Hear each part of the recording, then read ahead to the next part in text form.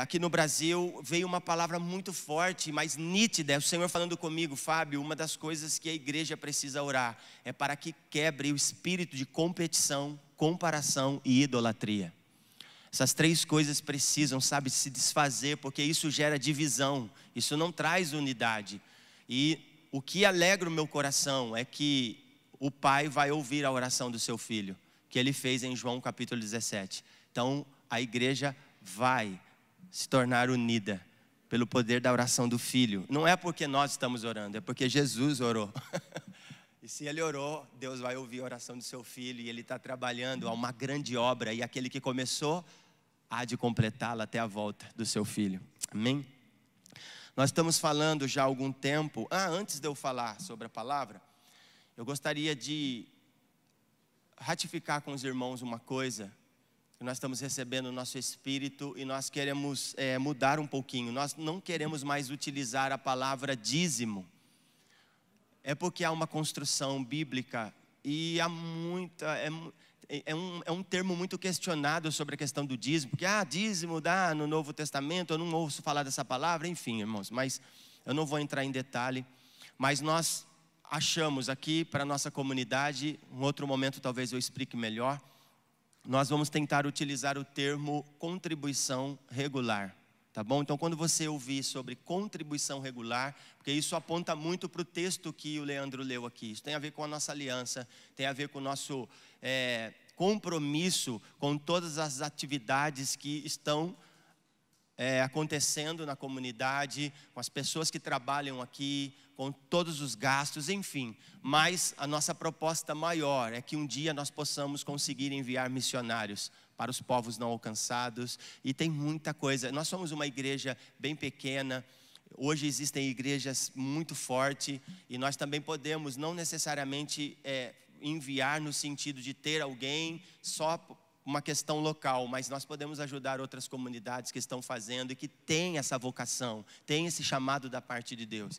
Então eu quero encorajar vocês a isso e pensar nessa forma sobre uma contribuição regular da qual nós participamos, tá bom? Um outro momento eu quero explicar melhor, mas quando nós voltamos os nossos corações para as Escrituras, realmente no Novo Testamento não se fala de dízimo, mas nós vamos ver que se fala muito sobre oferta, mas isso tem a ver com um coração voluntário, amém? Uma pessoa que vai oferecer um sacrifício vivo. Isso fala de uma oferta voluntária, aquele que vai voluntariamente ao altar. E Davi, ele tem uma expressão poderosa, ele vai dizer que o seu povo, o que poderia fazer, em como devolver isso, se na realidade tudo que eles tinham era do Senhor. Então na realidade aquilo que você vai ofertar, aquilo que você vai entregar no altar, não é seu, é do Senhor, amém? O que é do Senhor? O que é do Senhor? Tudo. O trabalho que você tem, Ele te deu para te sustentar. E agora eu preciso ter um pouquinho de generosidade, no meu coração. Por que eu estou falando isso em abertura? Porque tem tudo a ver com o que estamos pregando. Nós precisamos urgentemente aprender a servir o outro. Amém? Mas nós vamos falar alguma coisa aqui, eu acredito que vai ficar mais claro para vocês. Amém? Nós estamos falando já por 2 domingos consecutivos sobre voltarmos à simplicidade. E não era minha expectativa ficar vários domingos falando sobre isso, mas é impressionante, Conforme você vai falando, o Senhor vai rasgando e abrindo nossos corações. E eu falei muito sobre Mateus capítulo 11, versículo 29. Vinde a mim, todos estáis cansados e oprimidos, eu vos aliviarei. Tomar sobre vocês o meu jugo, que o meu jugo é o quê? Suave. E nós construímos muito bem essa questão, que para mim foi algo muito forte, nós abraçarmos o jugo do Senhor e não o nosso próprio jugo. Abraçando o nosso próprio jugo, nós vamos construir um bezerro de ouro, uma torre de Babel. Mas quando abraçamos o jugo de Cristo, nós vamos trabalhar de forma coerente na obra do Senhor. E jugo nós explicamos aqui que é aquele instrumento que o boi trabalha no campo de forma forçada. Mas se nós estivermos em Cristo, isso vai ser suave. O que significa isso? Que todo o trabalho que fizermos não vai ter nenhum peso. Por quê? Porque o trabalho, a obra é do Senhor. Nós somos apenas cooperadores dele, ok? E depois nós viemos rasgando um pouquinho sobre Mateus capítulo 18, quando os discípulos questionam: Senhor, quem é maior no teu reino? Então o Senhor Jesus, de forma pedagógica, vai trazer uma construção desse posicionamento. Eu só estou recapitulando para trazer um pouquinho a memória, porque cada domingo aqui nós temos um povo diferente. Alguns tentam ficar quase todos os domingos, consegue pegar uma cadeira aí, mas hoje nós vamos falar um pouquinho, entramos falando sobre a humildade. Vocês lembram que existe um padrão que Deus trabalha dentro dessa questão de voltarmos à simplicidade? Primeiro pilar, que é o que estamos falando, é a humildade, depois a honestidade e o perdão, ok? Só que nós estamos trabalhando, construindo dentro da humildade, falamos muita coisa. E hoje nós vamos falar um pouquinho sobre o custo da humildade. Amém? Espero que o Senhor me dê graça, porque em mim não há nada. Não estou aqui para ser alguém que vai querer enrolar vocês. Vocês sabem que a nossa proposta não é flertar com ninguém. Nossa proposta é nos relacionarmos, primeiramente com o Senhor e depois com os outros. E a partir dessa relação, nós tentarmos fazer com que o Senhor trabalhe de forma violentamente em nós, para que nós tornamos um lugar ou uma igreja saudável para a cidade. Por um tempo nós lutamos muito para ser uma igreja grande, e estávamos alcançando isso numa outra realidade.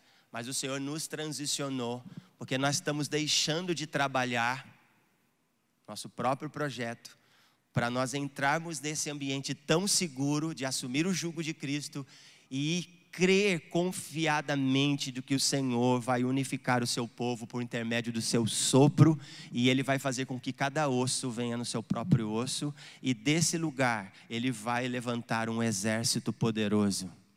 12 homens viraram algumas cidades de ponta cabeça.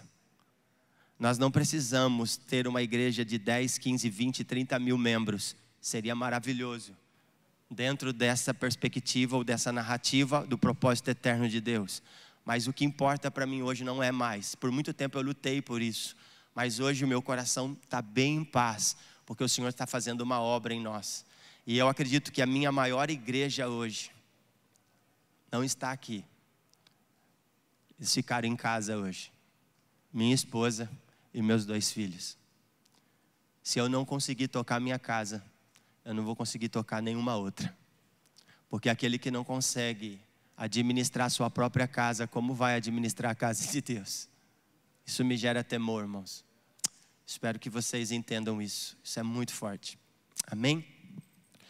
Que o Senhor nos dê graça nessa manhã. Feche os teus olhos um pouquinho. Como está faltando um tangedor aqui. Eu gosto quando tem o teclado e alguém tocando. Eu gosto, mas amém. Senhor, nos dê graça. O Senhor é um Deus poderoso, maravilhoso. Nós não estamos aqui para expor nossa capacidade. Sabe, hoje a gente tem visto muito, Senhor, isso.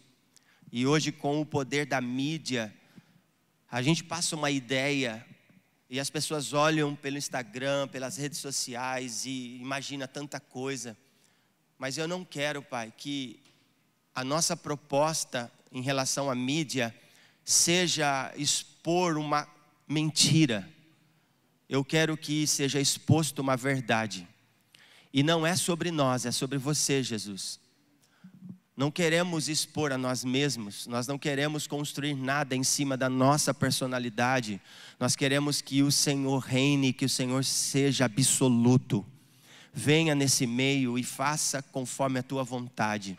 Pai, opera segundo o teu querer e o teu agir, o teu efetuar. Toque os corações para que nós possamos nos render na tua palavra. Nós estamos entendendo, Pai, a partir do que estamos falando a respeito da simplicidade. Nós precisamos urgentemente voltar para este lugar, voltar para a inocência. Pai, voltar voltar à simplicidade, voltar para a inocência. Fala de um apontamento, Pai, de pessoas que estão sendo santificadas, que estão sendo transformadas de glória em glória até ser dia perfeito. Isso fala de pessoas que decidiram abrir mão de si mesmo para seguir o Cordeiro, para seguir, Senhor, mediante a sua própria vida e, se possível, entregá-la a favor de outro. Pai, nós queremos seguir o Teu exemplo e através da Tua palavra de Mateus 11:29, o Senhor vai dizer: aprendei de mim que sou manso e humilde. Pai, essa natureza que nós desejamos ter, nós queremos parecer com Teu Filho. Pai, temos entrado nesse lugar e sabemos que esse lugar, a única mensagem que nos cabe é a mensagem da cruz. Queremos morrer, queremos que as nossas paixões carnais sejam esmagadas, ó Pai, no lagar. Venha, Senhor, e agora aniquila todo desejo, todo orgulho, toda vaidade, toda presunção. Pai, tira de nós agora, Pai, todo desejo de querer ser, mas nos ajuda a nos tornar um homem parecido como Teu Filho. Nos ajuda, Senhor, a nos tornar responsivo com a Tua palavra e não apenas num domingo e achar que a palavra foi maravilhosa e ficarmos como pessoas que julgam o culto a partir da sua própria necessidade. Nós não queremos mais, Senhor, esse tipo de gente. Nós queremos homens e mulheres comprometidos com a revelação da palavra, que vai nos confrontar, que vai nos levar a um lugar, Pai, de desespero, que vai fazer nós não conseguirmos dormir direito,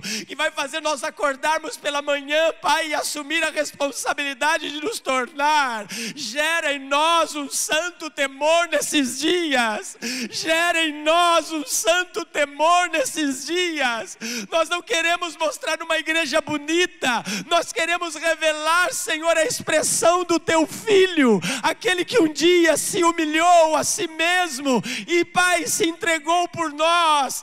Senhor, levante uma igreja responsiva nesses dias, que vão viver, Senhor, a Tua natureza, que vão desejar servir uns aos outros, a partir, Pai, da realidade que você é. Pai, nós queremos assumir isso. Nos ajuda e traga nesse ambiente a qual estamos falando um santo temor para nós alcançarmos essa realidade. Venha no nosso meio agora e encontre os Teus filhos. Encontre, porque a terra geme, o Espírito geme, aguardando a manifestação dos filhos de Deus. Aonde estão os Teus filhos? Aonde estão os Teus filhos? Desperta-os, desperta-os, faça com que eles saiam do sono. Pai, tira as escamas, ó Pai, do platonismo que tem infiltrado na mente do Teu povo e colocado um óculos e tampado, Pai, a clareza da verdade, a clareza do Evangelho, e feito eles viver segundo seus próprios padrões estabelecidos de forma humanista. Nós queremos aniquilar isso do nosso meio. Nós queremos a palavra simples, mas a palavra que transforma, e que ela por si mesma não precisa da ajuda de ninguém, de nenhum pregador famoso, de nenhuma teologia, Senhor, reformada a partir da realidade da mente humana, para poder saciar a fome de um povo que busca os seus próprios interesses. Mas nós queremos ter fome e sede pela Tua palavra pura, que transforma o caráter do homem, que faz ele ficar, Senhor, apavorado com aquilo que ainda há de acontecer. Pai, essa é a proposta do Evangelho, porque o Senhor mesmo disse que tudo aquilo que você faz, você avisa os seus profetas. Então, Pai, assim como foi nos dias de Noé, nós sabemos que estamos vivendo esses dias, aonde nós queremos preparar um povo bem ajustado para o retorno do Messias. Ajuda-nos, ajuda-nos, ajuda-nos, ó Pai, e queime esse ambiente com os Teus olhos de fogo.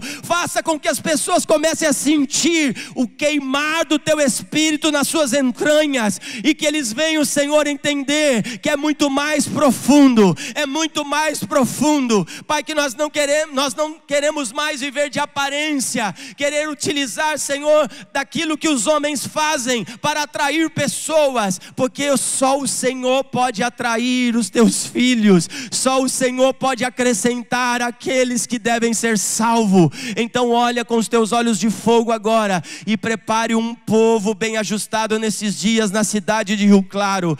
Senhor, olha para o interior, olha para essa cidade, tem um olhar, Senhor, para a cidade de Araras, tem um olhar para a cidade de Limeira. Pai, eu estou citando essas cidades porque tem alguns irmãos que vêm, Pai, 30 quilômetros, 15 quilômetros para este lugar, porque conseguiram enxergar algo, que às vezes nós mesmos paramos e falamos: Senhor, o que está acontecendo? Mas o Senhor está fazendo algo nesses dias, e nós queremos, ó Pai, acessar essas realidades, porque nós sabemos que há um cumprimento, há uma palavra profética, há uma palavra sendo liberada do trono da graça, e foi o Senhor mesmo quem disse por intermédio do teu profeta, o profeta Isaías, que toda palavra que sai da boca de Deus não voltará para ele vazia. Isso é a palavra de cumprir o seu propósito, a palavra de cumprir o seu propósito, e eu creio que há uma palavra estabelecida para cada cidade. Então que se cumpra a tua palavra, é sobre o teu querer e não o nosso querer.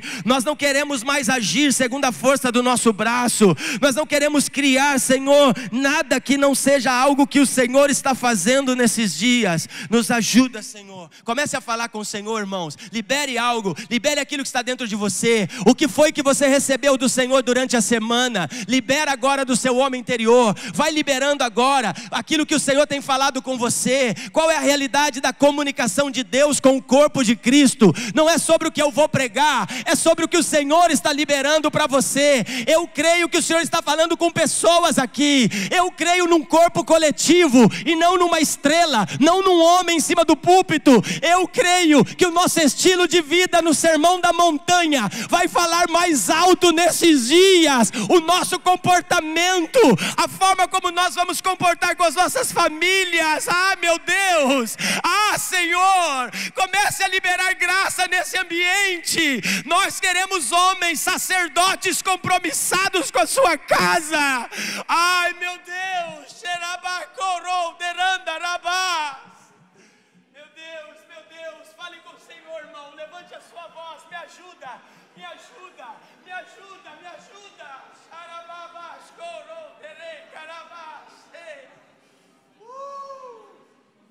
Ah, Deus, ah, Senhor, ah, sinto a tua presença nesse ambiente, Pai.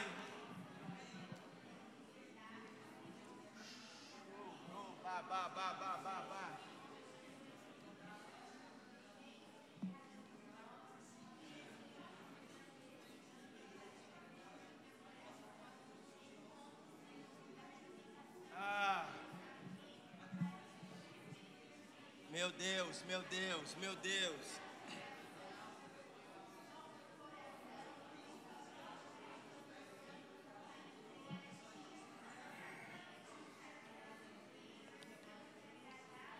Sim, Pai, liberta o teu povo.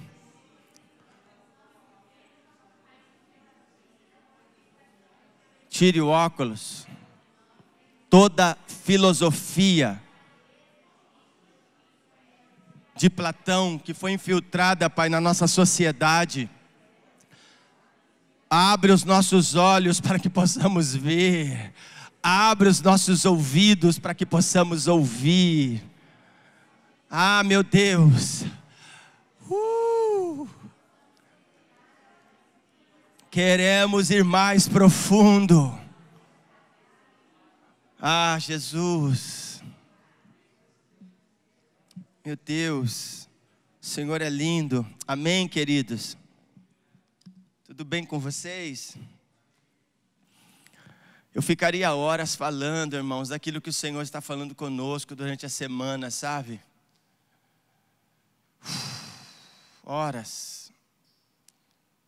Meu maior prazer é poder sentar na mesa com pessoas que vão falar daquilo que estão ouvindo. Nós temos que falar menos das pessoas, menos de nós mesmos e mais de Jesus. Vamos sentar na mesa para falar de Jesus, irmãos. Como a gente gosta de uma conversinha fiada. Como a gente gosta de ficar falando coisas que não edificam. Você já percebeu que às vezes conversa com alguém e está conversando e a gente entra, estou falando todos nós, a gente vai entrando, só que depois você começa a sentir um peso, você fala, meu Deus, o que eu estou sentindo? Você não percebe, sua própria boca. Isso aqui não estava planejado falar, mas eu sinto que o Senhor está comunicando conosco isso. É a nossa própria boca. A palavra de Deus diz que a boca fala daquilo que o coração está cheio.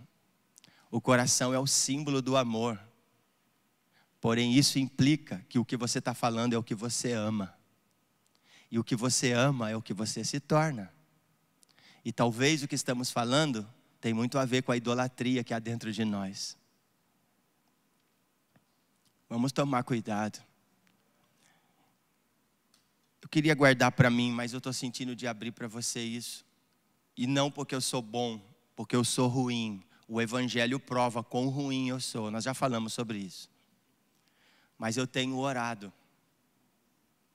Eu tenho partido com alguns irmãos que estão aqui comigo. Que algumas coisas que eu coloquei diante do Senhor. Primeiro, andar no Espírito.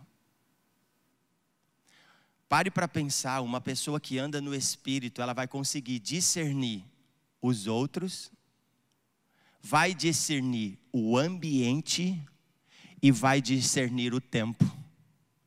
Uma pessoa que anda no Espírito, ela vai conseguir entender o lugar aonde ela está, como ela deve se movimentar. Vai ter ambiente que talvez você não vai poder falar nada. Vai ter ambiente que você vai ter que falar muito. Vai ter ambiente que você vai ter que orar muito. Vai ter ambiente que você vai precisar dar as costas. Isso é andar no Espírito, discernindo o tempo e o modo das coisas. E outra coisa que eu tenho pedido ao Senhor é que Ele me ajude a ter uma vida piedosa. Irmão, escute. A Bíblia diz, quando ela se trata a respeito de piedade, que isso é um mistério. Você não tem noção o poder dessa palavra. Eu já estou há alguns meses orando, porque eu falei, Senhor, eu quero compreender a profundidade dessa palavra. Eu quero me tornar piedoso. Isso tem a ver em andar no Espírito. Porque é simples pegar o dicionário e abrir e buscar o significado da palavra. Uau, é isso. Não é só isso. Não estou falando sobre teoria, irmão. Estou falando sobre prática. É difícil. Eu quero ser um homem piedoso.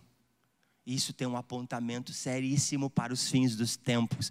Porque, lembra, vou recapitular um pouquinho. Qual é o tipo de homem que vai existir nos últimos dias?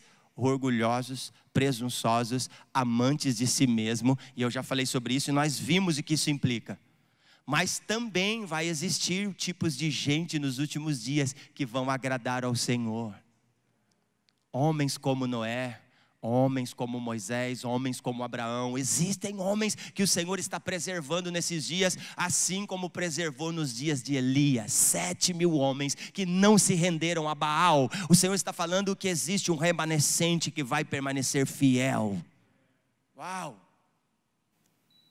Que possamos fazer parte desse grupo, ok?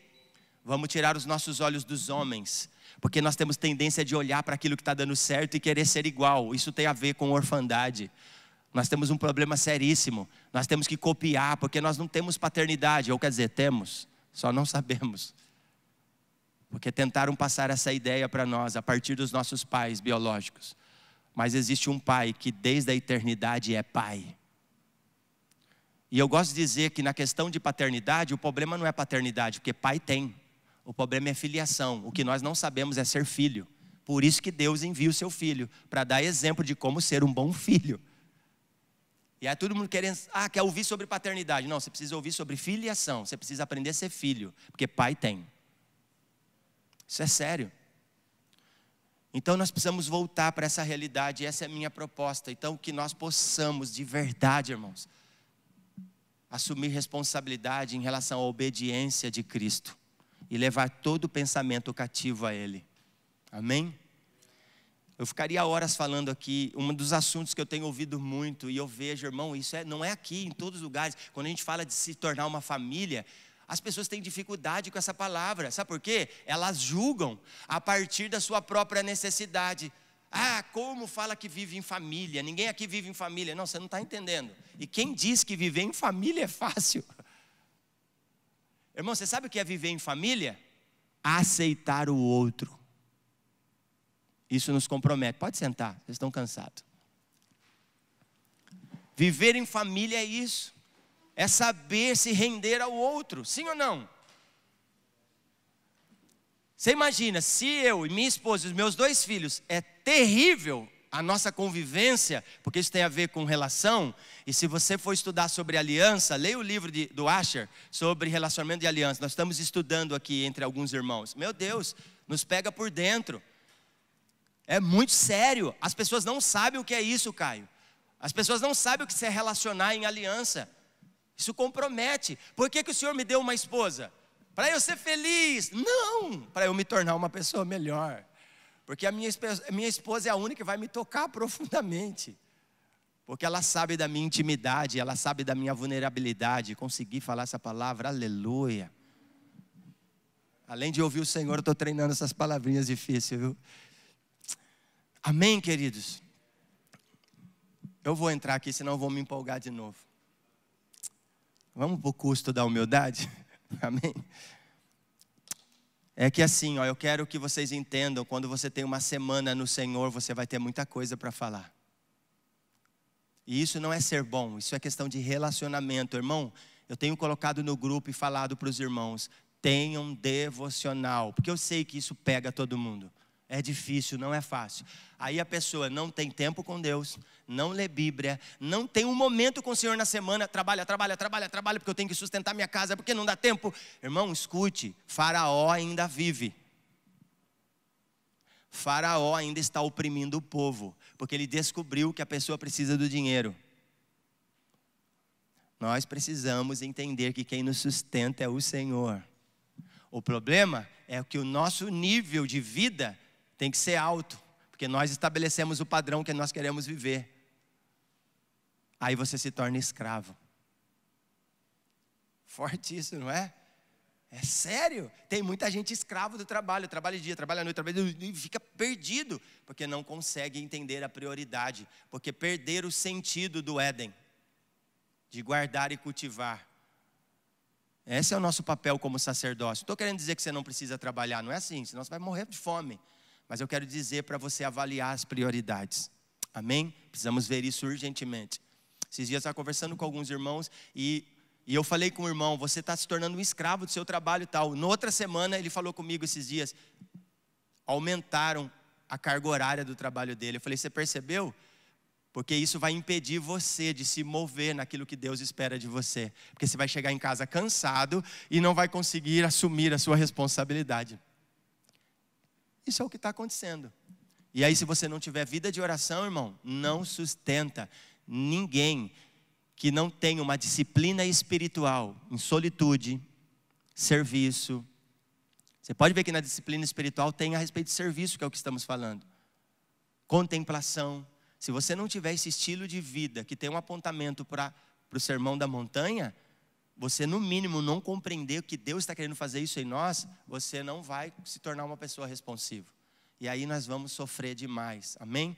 E tem muita gente que está sofrendo por falta de entendimento, porque a palavra de Deus diz que o povo de Deus sofre por falta de entendimento. E os sacerdotes são culpados porque eles não ensinam, porque o que eles querem é flertar com a galera. E eu consigo viver meu propósito, vivo bem, está tudo legal, e não falam a verdade. O povo sofre. Só que daí ele não fala, ai de você, povo. Ele vai falar, ai de você, sacerdote. Então, por isso, eu quero ter responsabilidade e talvez estragar a festinha de algumas pessoas. E talvez vamos bater nessa tecla até que Cristo volte. Porque a maior proposta de Paulo não era pregar um bom sermão, até porque diziam que ele pessoalmente era tímido e nas suas cartas era um violento. E ele então vai expressar a realidade dele, porque ele não se considerava um super apóstolo, mas um escravo de Cristo. E qual era a proposta de Paulo? Preparar uma noiva madura para o casamento. Esse tipo de gente é amigo do noivo, que não flerta com a noiva de Cristo, mas adorna, ela para o casamento. Então queira ouvir a verdade ao seu respeito, amém? Vamos abrir as escrituras em Mateus 18. Mateus capítulo 18. Semana passada nós falamos do versículo 1 ao versículo 6. E agora nós vamos falar de Mateus capítulo 18, do 7 ao 9. Amém?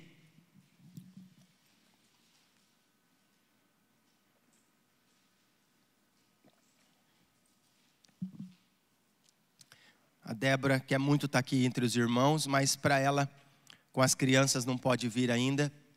Então, ela está ficando em casa, mas logo, logo ela vai estar aqui conosco, amém? Todos encontraram? Diz assim, ó: ai do mundo, por causa das coisas que fazem tropeçar. Meu Deus, isso é uma palavra de juízo, sim ou não? Toda vez que existe um ai nas escrituras, é porque tem um juízo da parte de Deus, sim ou não?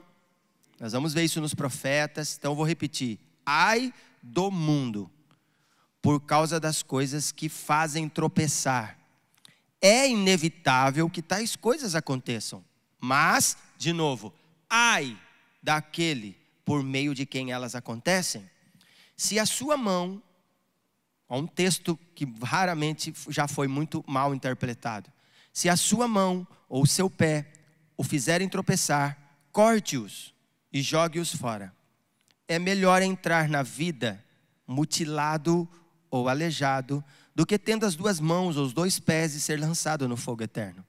E se o seu olho o fizer tropeçar, arranque-o, jogue-o fora. É melhor entrar na vida com um só olho, do que tendo os dois olhos, ser lançado no fogo do inferno. Na realidade, esse é um texto que não está dizendo para você cortar as mãos e cortar ou arrancar os seus olhos, mas está falando de renúncia.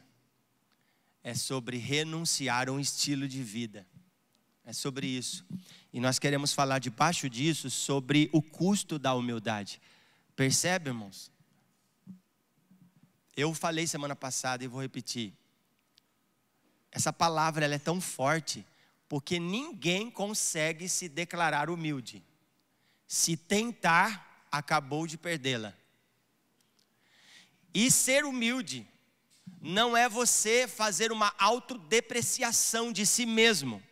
Porque quem tem, logo entende que nem de si mesmo se lembra.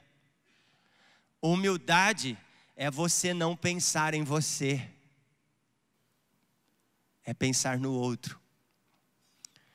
Depois no final nós vamos ler Filipenses capítulo 2, porque não tem texto mais poderoso para falar a respeito disso do que esse. Mas mais para o final eu falo. Então, humildade é um termo muito forte. Porque ninguém pode se autoavaliar. Percebe que esse é um conceito que parte de fora e não de dentro. Eu não posso dizer que eu sou humilde.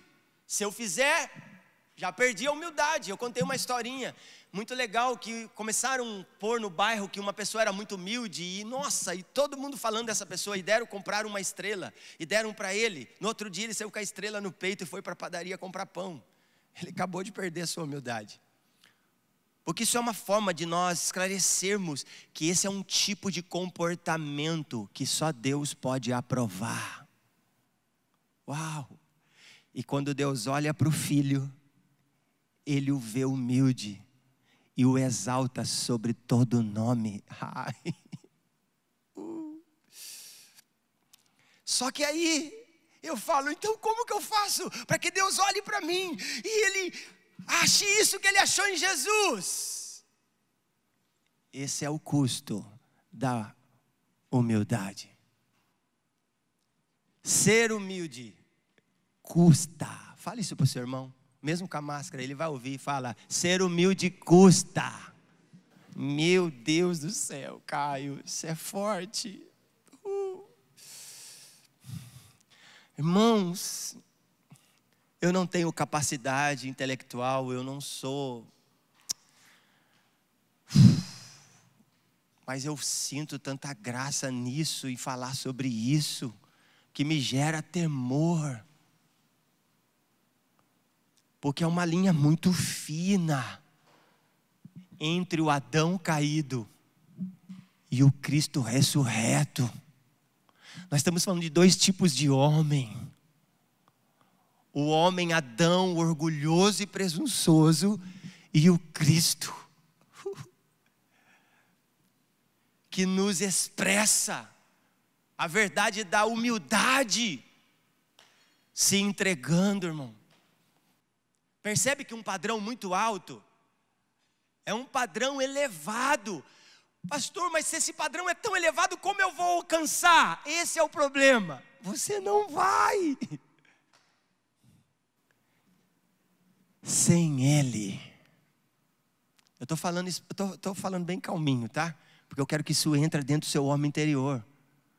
Não vai. As pessoas estão tentando ser humilde, fazendo carinha nas redes sociais. Irmão, me perdoa, não funciona. Eu vou ser sincero, eu cancelei Instagram, eu cancelei Facebook. Está lá a página ainda aberta, que eu não sei mexer ainda, mas estamos esperando um tempo certo, eu quero arrancar. Eu estou entendendo uma comunicação de Deus, eu não estou fazendo isso porque alguém está fazendo, eu estou fazendo isso porque Deus falou comigo. O Instagram hoje, ele consegue ter perfil de você mudar o rosto, afinar nariz, colocar manchinha na bochecha e ficar lindo. Esse é o tipo de gente que está sendo formado na nossa sociedade. E olhando para a próxima geração, isso me dá medo. Porque a iniquidade vai alcançar a sua maturação. Só que quando as Escrituras dizem que o trigo também vai, então eu, como um pai, preciso me preocupar. Então eu preciso olhar para a história de Sansão e perceber que eu preciso me comprometer, para que nasça filhos que vão ser propósito de Deus nesses dias. Então eu preciso voltar à humildade, e o nosso grito aqui nessa manhã é: precisamos voltar à simplicidade urgentemente. E eu falei e vou repetir: ser humilde ou ser simples não é pôr um chinelinho havaiana. Porque se eu olhar para Davi, um rei de Israel, você vai perceber que esse camarada, cara, tinha um coração quebrantado e contrito. O estilo de vida, no que diz respeito ao poder que ele tinha, não muda o coração adorador que ele tinha, no pasto, cuidando das ovelhas. Davi é um símbolo de tipo de gente que com os 13 anos, o fogo que queimava no seu peito incendiou uma nação inteira. No dia que o templo ficou pronto e a glória de Deus desceu, os sacerdotes não podiam entrar, porque a glória de Deus entrou no templo. Sabe o que significa? Tudo começou por causa do coração de Davi. Meu Deus, isso é forte. Não é sobre Davi, é sobre um tipo de gente que vai preparar as nações. Davi está tipificando o nível da promessa de Deus, de alguém que serviria as nações. Davi conseguiu entender essa realidade a partir de um culto. Esse é o culto. É como se Davi estivesse vendo o céu e falando: eu quero isso aí, aqui. É tão sério tornar simples que trazer a glória faz as pessoas acharem que você é doido. Mical está da janela, olha o Davi entrando, bailando, porque, irmão, como calar a boca de quem sonha? E diante da glória, você some. E você não se preocupa mais com a sua postura politicamente correto. Porque o que nós mais vemos hoje são pessoas politicamente corretas, querendo agradar tudo e todos e ofendendo o céu. Por favor, ofenda a terra, mas anima o céu.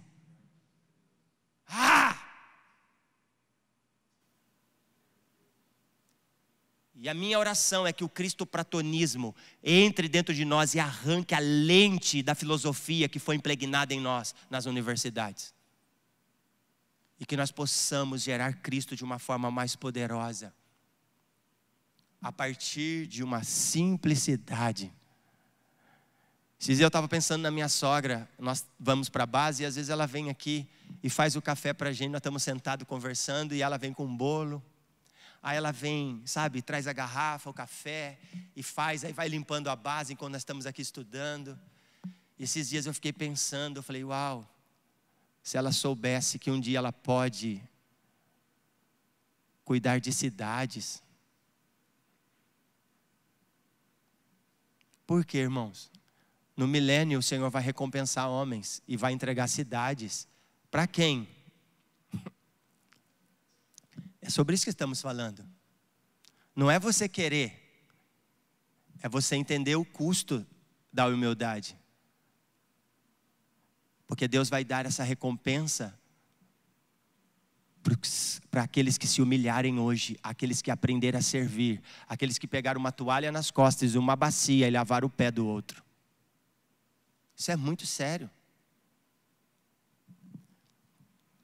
Então, que nós possamos entender essa realidade, se nós cremos no retorno do Messias. Pare de viver por um desejo de prato de lentilhas e deseje as bênçãos eternas.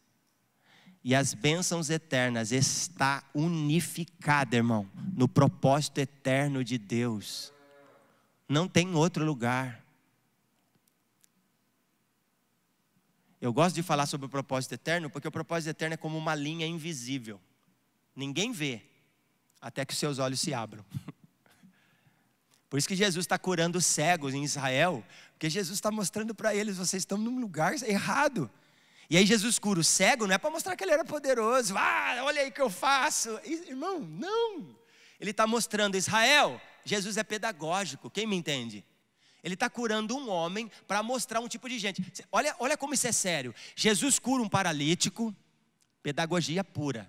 Ele cura um homem de mão mirrada. Ele cura um cego, ele cura um leproso. Ele está curando homens em Israel para mostrar um novo tipo de gente que o Pai procura. Ele está falando em cada cura, Elias, que ele faz, ele está falando de restauração. O propósito de Deus é esse, restaurar o homem ao seu plano original. E ele está mostrando para Israel, olha como você está, cego, mas olha o que eu, filho de Deus, posso fazer, te dar olhos para ver. Ele cura o surdo, por quê? Para falar que ele é poderoso? Não, para mostrar o que ele quer fazer com Israel. Eu quero tirar o tapão dos teus ouvidos, que atrapalham vocês ouvir as profecias, e vocês passarem a entender, que este que fala com vocês, é o Filho de Deus. Para que vocês assumam a posição missional de tocar as nações. Mas o que está atrapalhando Israel de entender isso? O tipo de gente dos últimos dias, orgulhosos, presunçosos, amantes de si mesmo. Como uma igreja vai tocar a cidade quando ela abandonar o seu ego e aprender a servir? Parar de querer ser a tal. Eu não estou bravo, eu estou cheio de Deus aqui. Irmãos, me entenda, é como se o Senhor estivesse clamando entre nós com trombeta forte.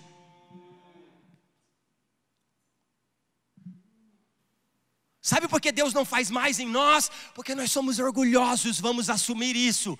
Por que Ele não vem com mais força? Esses dias eu estava orando, Senhor, o Senhor sabe, olha onde nós estamos com sala de oração, nós queremos fazer igreja nos lares.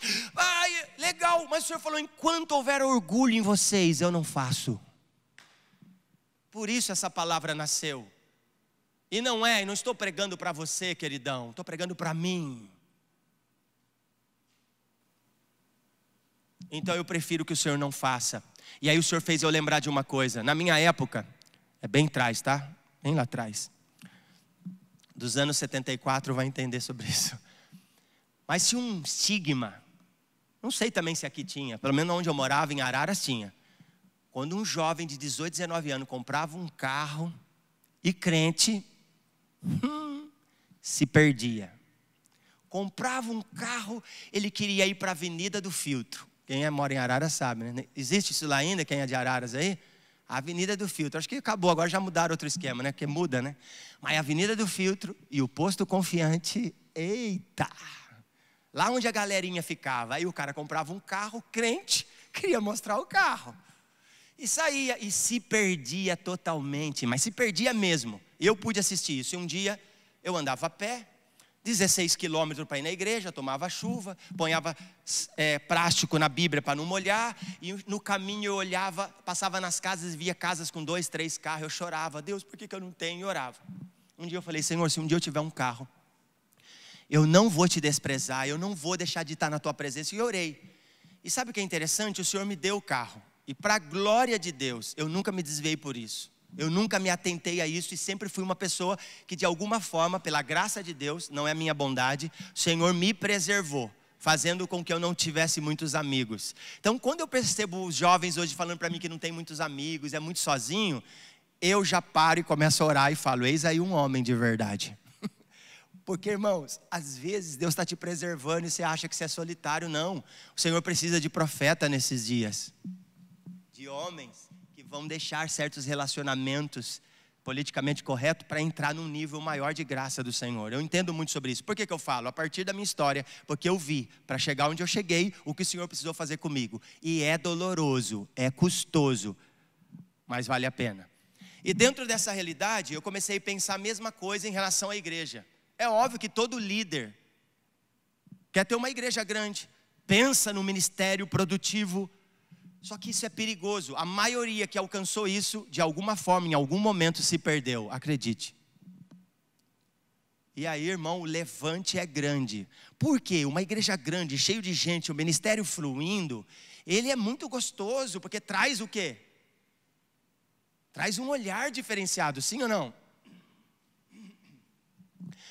Só que nós precisamos ser sábios e aprender com os erros dos outros. Então qual é a melhor forma? Porque significa que a gente não quer crescer? Não, irmão, tudo que está no reino de Deus cresce, guarda isso. Não tem como, o que está acontecendo, se é de Deus, vai crescer.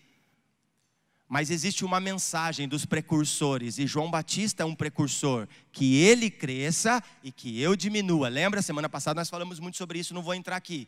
Cara, esse é o princípio.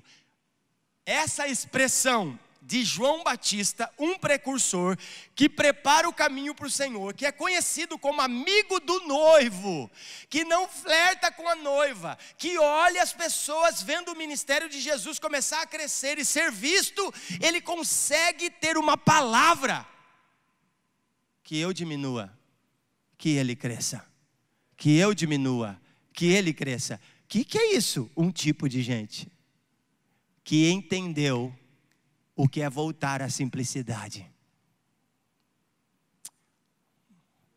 Qual é o fim de João, irmão? Testemunha, mártir, morte. Humildade tem custo.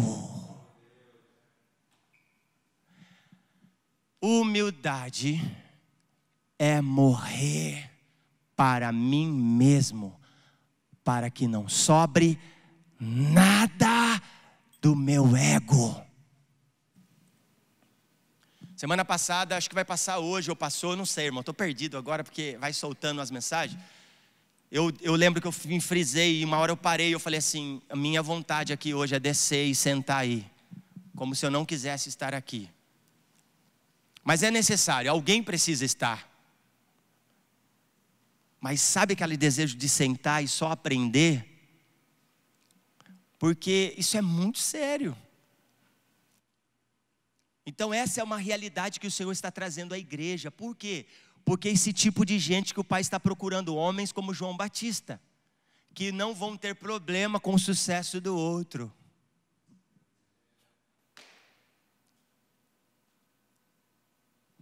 Porque o sucesso do outro, se tem Cristo, não tem problema. É para isso que nós trabalhamos.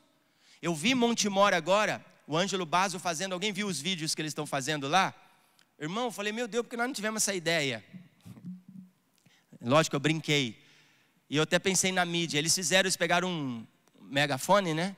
E começaram a ler todos os textos dos finais dos tempos que está voltado à escatologia do retorno do Messias. E começaram a liberar no megafone e falavam alto, mas irmão, vai chegando uma hora do vídeo que aquilo engrossa. Meu Deus do céu, é muito forte. Quem viu? Levante a mão para eu saber se alguém viu isso, eu não estou sozinho. Forte ou não é quem viu? Quando eu vi aquilo, eu falei, uau, cara, eu falei, Débora, Deus levantou esses irmãos como uma voz mesmo, como precursores nesses dias, e não tem problema. Sabe que deu vontade de ir lá e ajudar eles, e falar, uau. Só que eu achei tão forte isso, porque são pessoas que estão verdadeiramente interagidas com as Escrituras, e o Senhor deu uma graça para eles. E nós precisamos respeitar o nosso próximo como superior a nós mesmos. Não tem problema nenhum. Sabe, irmão, nós estamos vivendo dias e que se nós ficarmos com o nosso coração ofendido por causa do irmão, nós não estamos entendendo o que é retornar à simplicidade, nós não estamos entendendo a mensagem de Cristo, nós estamos perdendo todo o conteúdo. Não adianta, irmãos, você ficar com uma parte do Evangelho. Olha para mim, o Evangelho é completo.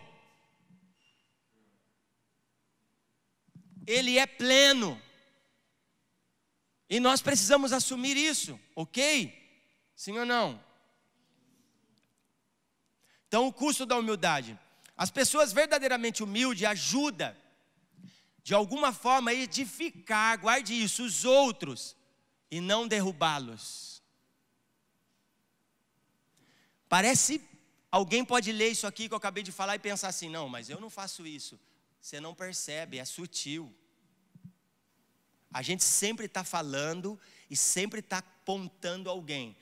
E eu muitas vezes me pego falando por causa da atitude de alguns irmãos. Mas esses dias eu falei para a Débora, nós precisamos parar. Nós não estamos percebendo.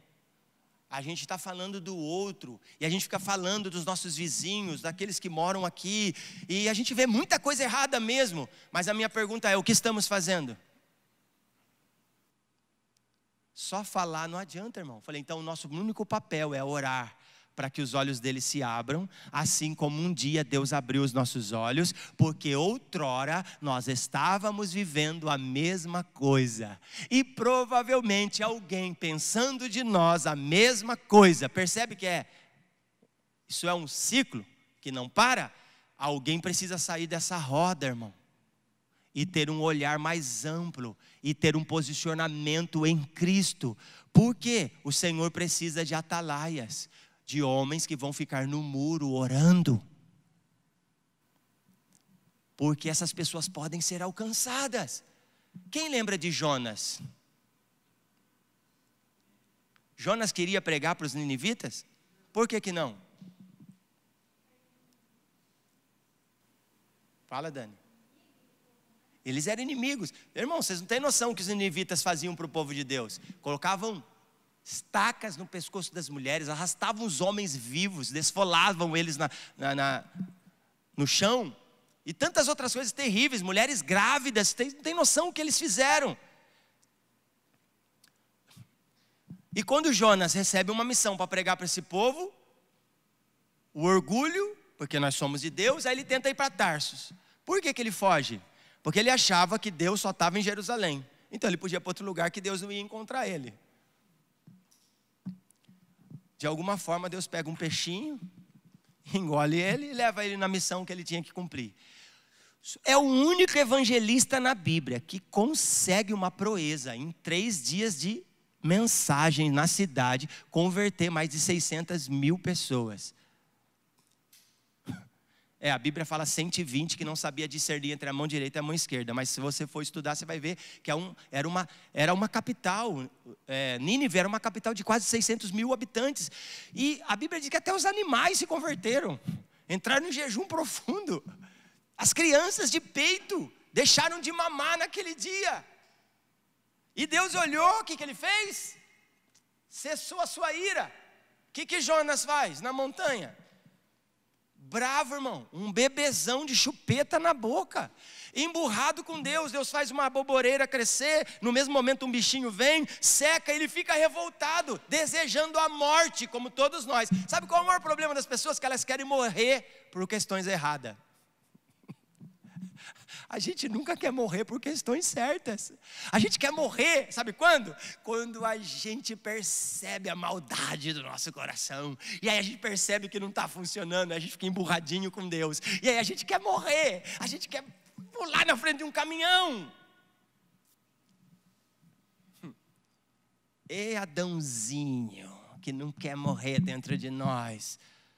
Cara, Jonas é um tipo de crente nos nossos dias, que só quer ver o projeto da sua nação, da sua igrejinha, do seu ministerinho dar certo. E não percebe que a proposta de Deus é que a sua casa será chamada casa de oração para todos os povos.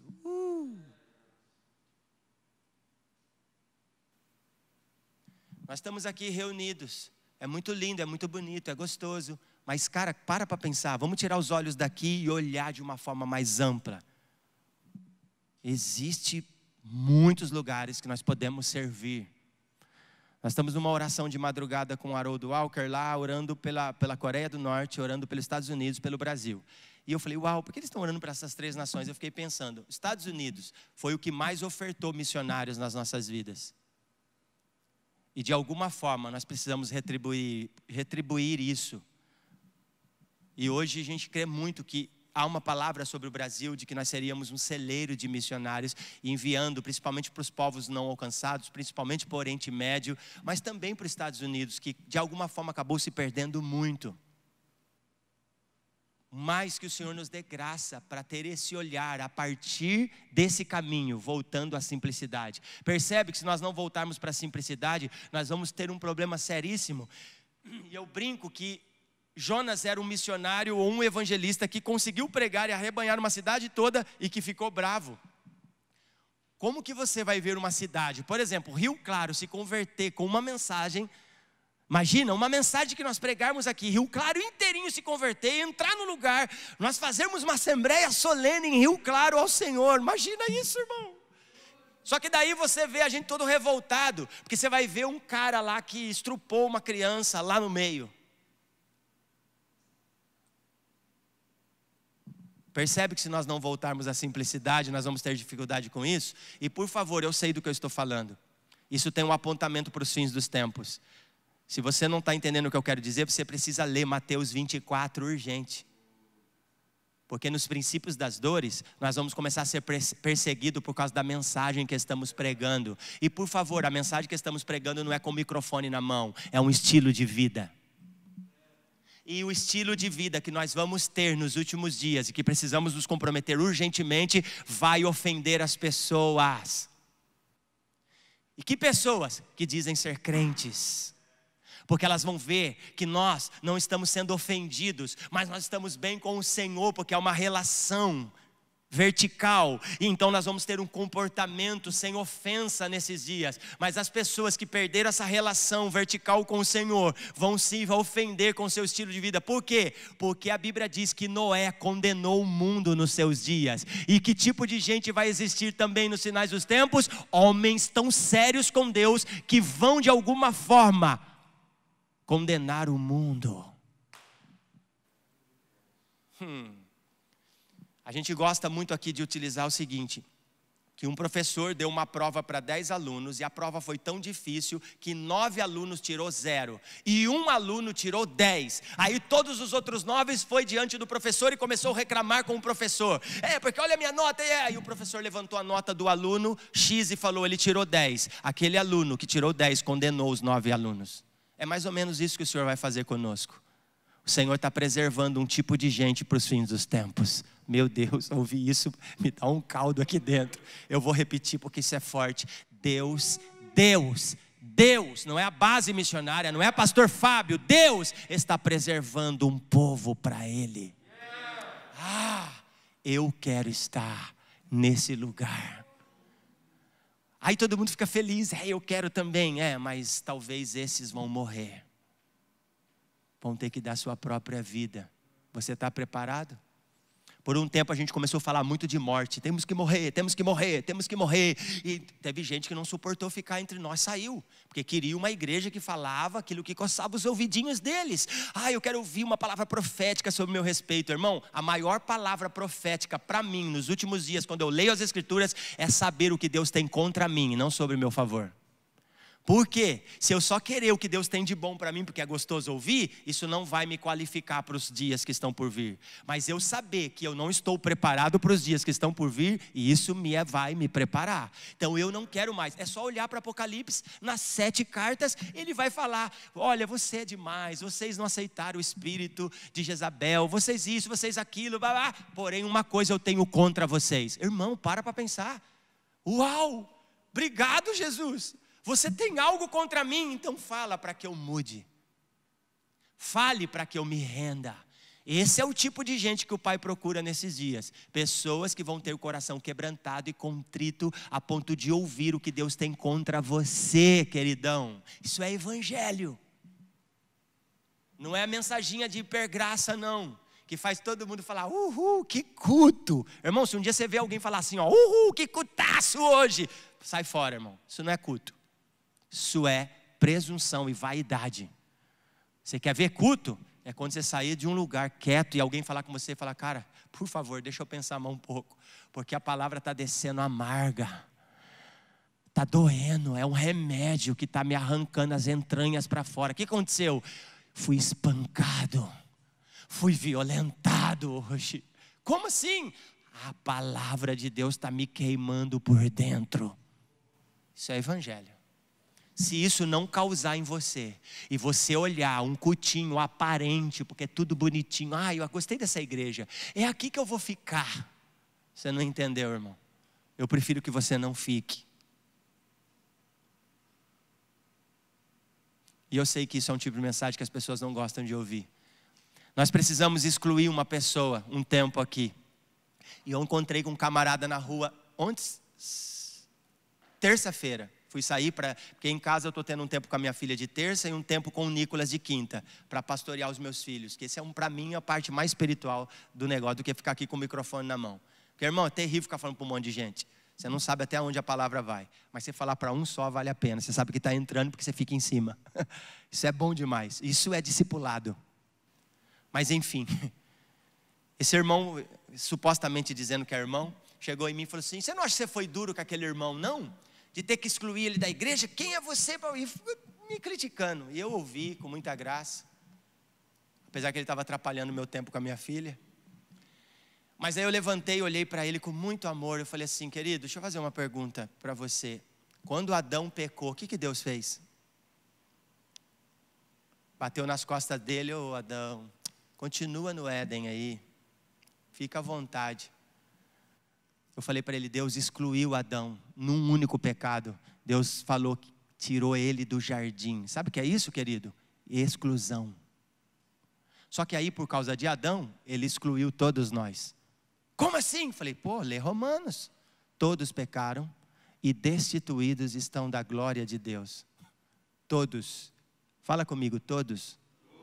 Eu e você.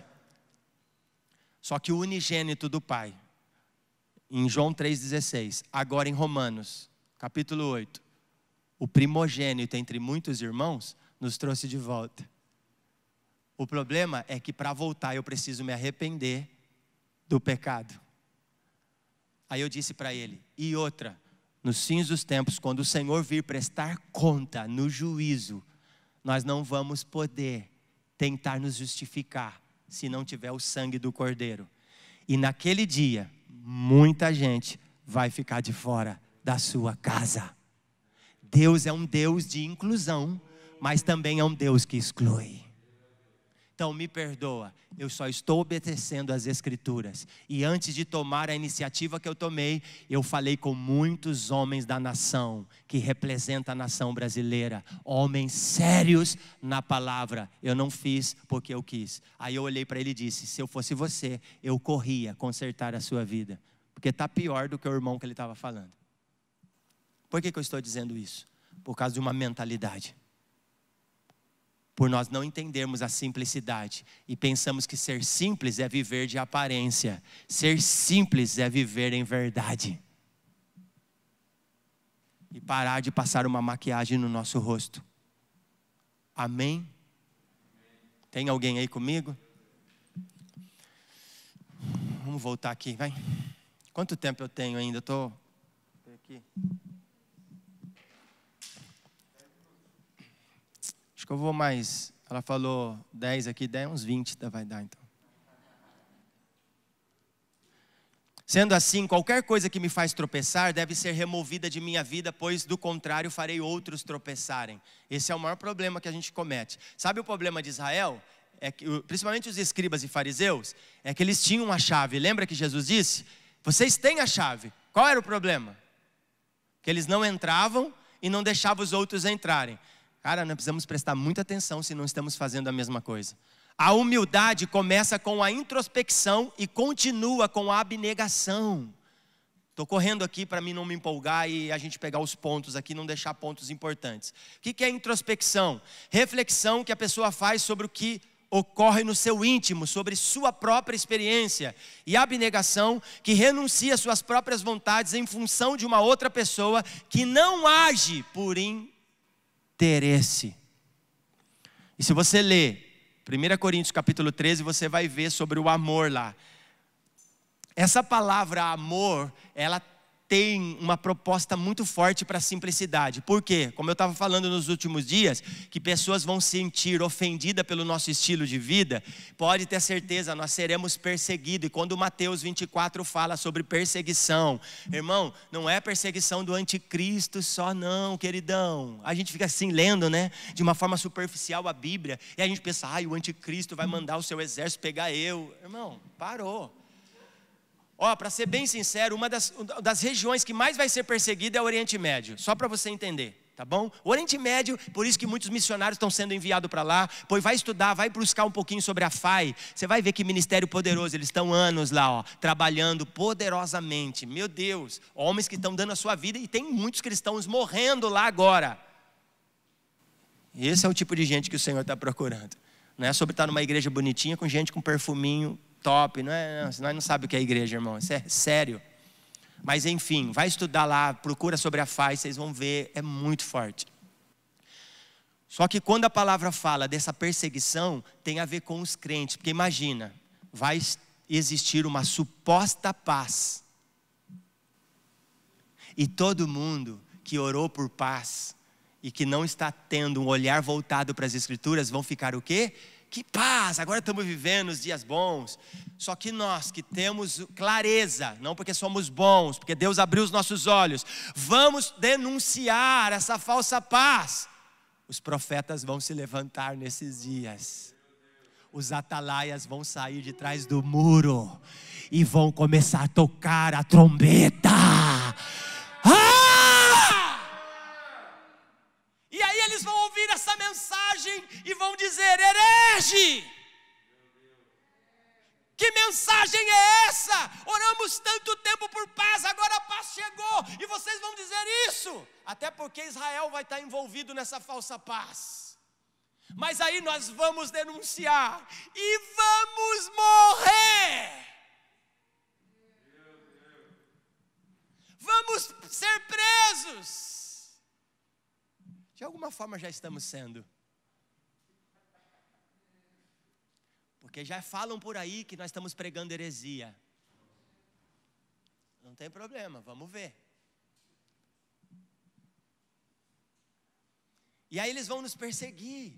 Porque vão falar, que loucura, que igreja é essa que está falando isso? E vão querer bater na gente. Não tem problema, nós precisamos lembrar de Cantares.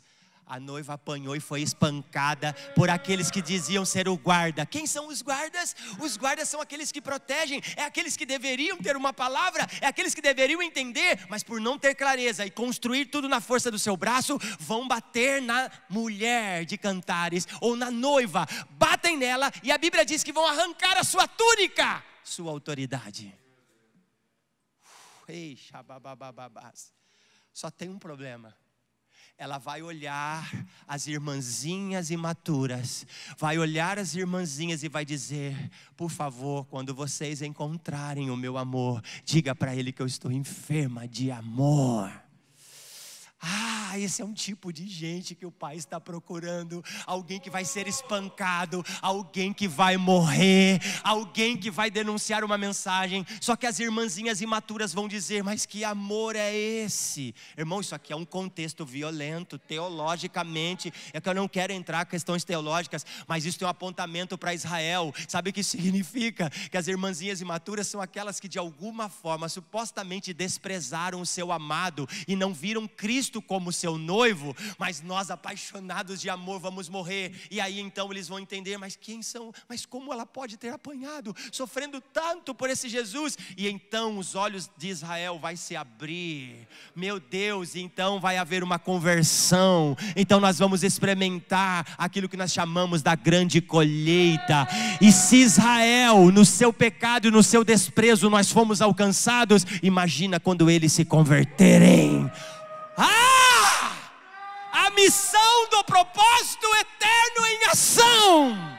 Nações virão de todos os lados para aprender a lei do Senhor.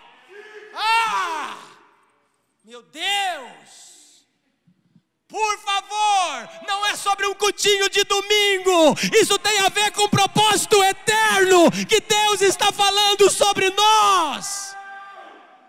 Meu Deus.